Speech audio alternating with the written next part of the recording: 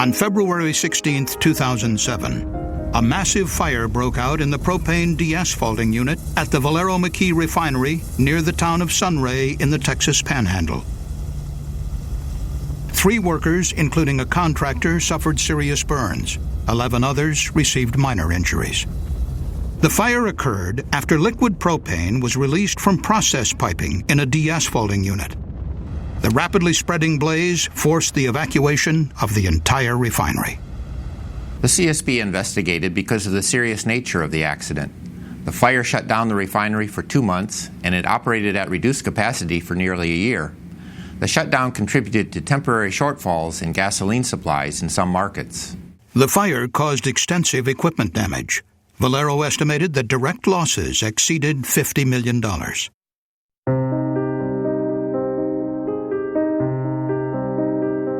Our investigation found several key factors combined to cause this damaging fire, which in turn led to 2 near misses that could have been catastrophic.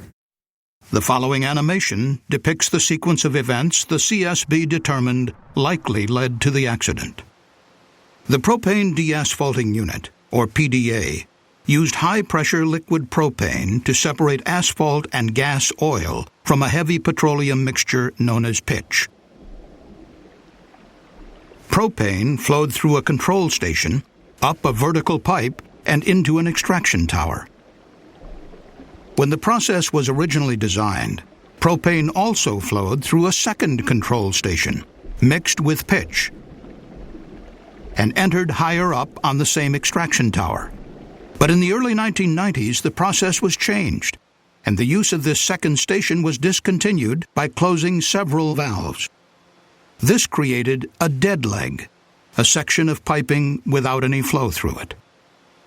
The CSB later determined that, unknown to operators at the time, a foreign object, a piece of metal, had wedged under the gate of one of the 10-inch valves, preventing the gate from closing fully and leaving a path for liquid to seep past the valve. The propane above the valve contained small amounts of water. Some of the water, which is heavier than propane, sank through the valve and accumulated in the piping elbow below. The piping dead leg formed by the mixed control station had been left connected for years, apparently without incident. But now, in February 2007, conditions arose that would lead to a pipe failure. That month, a cold snap dropped temperatures well below freezing for 4 days, reaching a low of 6 degrees Fahrenheit on February 15th. Water in the piping likely froze, expanded, and cracked the piping elbow.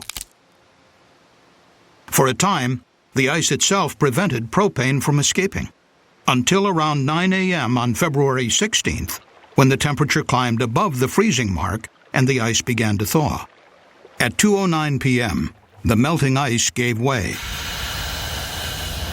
High-pressure liquid propane from the deasphalting unit began to escape through the small opening in the leaking valve and out the cracked elbow. The CSB estimated the initial flow rate of propane at 4,500 pounds per minute. A large, flammable vapor cloud rapidly formed. The wind blew the propane cloud toward a boiler house. Moments later, the cloud ignited. Flames flashed back to the cracked piping elbow, creating a high-pressure jet fire. The fire rapidly damaged nearby pipes, causing a second jet fire aimed at a non-fireproofed steel support structure under a pipe bridge 77 feet away. Within minutes, it collapsed under the intense heat. This broke open numerous lines filled with flammable materials flowing from other parts of the refinery. The growing blaze threw massive fireballs and thick black smoke into the air.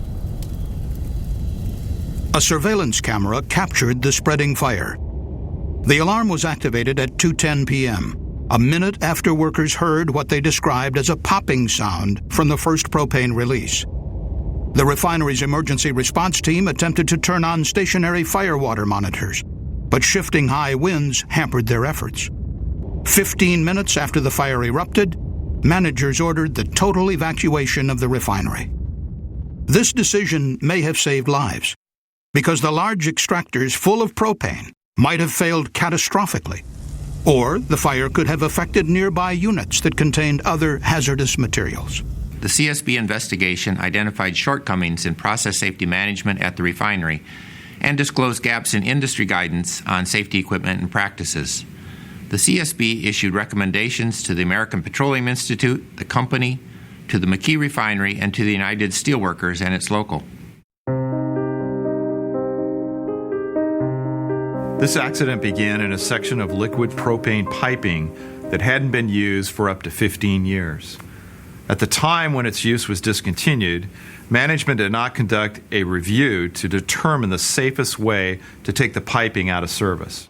Closing the valves in the control station created a dead leg, a section of piping without flow.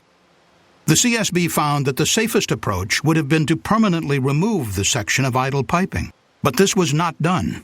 Nor was the piping elbow positively isolated from the source of high-pressure propane using a blind, a metal plate inserted into a pipe flange. Freeze protection could also have prevented the water-filled elbow from fracturing during cold weather. Freeze protection practices at the McKee Refinery were informal. There was no written program in place to ensure that all equipment that needed freeze protection necessarily got it. The CSB report noted that the American Petroleum Institute, API, does not provide any detailed guidance for refineries on establishing effective freeze protection programs. The board recommended that API develop a new recommended practice for refinery freeze protection, which should include the establishment of a written freeze protection program, periodic inspections of dead legs and equipment that is infrequently used or out of service, requirements for management of change reviews. Jet fires are difficult to fight, and the best approach is to stop them by shutting off their fuel source. The best approach to doing that is to provide remotely operable emergency isolation valves that can be quickly actuated from a safe location to shut off that fuel source. The CSB found that American Petroleum Institute guidance does not specifically discuss the use of remotely operated shutoff valves in refinery process units to control jet fires. Valero's internal standards do require remotely operated shutoff valves, but at the time of the accident, the company had not retrofitted such valves into the de-asphalting unit at the McKee Refinery. When the initial release occurred, control room operators could not shut off the flow of propane. Another very useful approach is to fireproof piping, equipment, and support steel in the area so that it doesn't fail quickly when first exposed to a jet fire. During the incident, a high-pressure propane jet fire shot toward the support for a 90-foot-wide pipe bridge. The support was not fireproofed and quickly gave way. Fireproofed pipe rack columns, however, remained intact throughout the inferno. Not fireproofing the steel structures that support pipe racks makes them susceptible to collapse in the heat of a refinery fire. When these pipes do collapse, more liquid can be released, feeding the fire and increasing its intensity. The collapse of the pipe rack at the McKee Refinery also contributed to the extended shutdown of the facility. The CSB found that API and Valero safety standards recommend fireproofing structural steel supports up to a maximum of 50 feet from possible fuel sources. But CSB investigators observed damage to the pipe bridge support 77 feet from the likely source of the jet fire. The CSB's final report called on the API to revise its fire protection guidance to require the use of remotely operated shutoff valves and more extensive fireproofing of structural support steel near refinery process units where jet fires can occur. Valero used chlorine as a biocide to kill bacteria in cooling water. This chlorine was stored in a hazardous area where it was exposed to the threat of fire. Refineries don't have to use chlorine. There are inherently safer chemicals, such as bleach, that can be used for this purpose. 3 one-ton chlorine containers were in a shed only about 100 feet from the de-asphalting unit. The intense heat ruptured one of the containers and melted the fusible plugs on all 3, causing a release of chlorine. Valero reported subsequently that more than 5,300 pounds of chlorine were released to the atmosphere. The toxic gas could have presented a serious threat to responders had they not been evacuated earlier.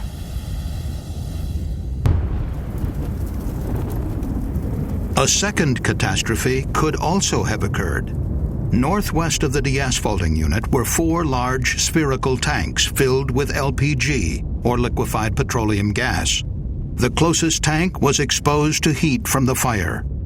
The paint on the outside was blistering, but operators could not turn on the water deluge system to cool the sphere because the water valve was located too close to the unit where the fire was raging. Had the wind shifted and driven flames toward this sphere over a prolonged period, it might have failed, releasing up to 151,000 gallons of highly flammable pressurized butane. Emergency responders told CSB investigators they were particularly concerned about the danger from the butane sphere because Valero had recently held a commemoration for a deadly explosion that occurred 50 years earlier at the same refinery, then owned by Shamrock Oil. In that accident, fire caused a spherical tank of pentane to suddenly explode, killing 19 firefighters. The refinery's process hazard analyses had not evaluated the risk of storing chlorine near flammable hydrocarbons, or the possibility of a fire in the deasphalting unit affecting the butane sphere. The CSB report also noted that API standards do not require refineries to evaluate hazards from nearby units when locating firewater deluge valves. The board called on the API to revise its guidance for liquefied petroleum gas facilities to ensure that deluge systems can be activated during emergencies. The CSB also recommended that Valero follow its existing plan to replace chlorine with safer biocides for cooling water. Finally, the CSB called on the McKee Refinery, the United Steelworkers, and its local union to work together to improve the hazard analysis program at the facility. Safe petroleum refinery operations can benefit not only workers and companies, but the nation's economy as well, preventing outages and shortfalls in the nation's vital gasoline supply system. Thank you for watching the CSB safety video. For more information on the CSB investigation report on the Valero refinery accident, please visit csb.gov.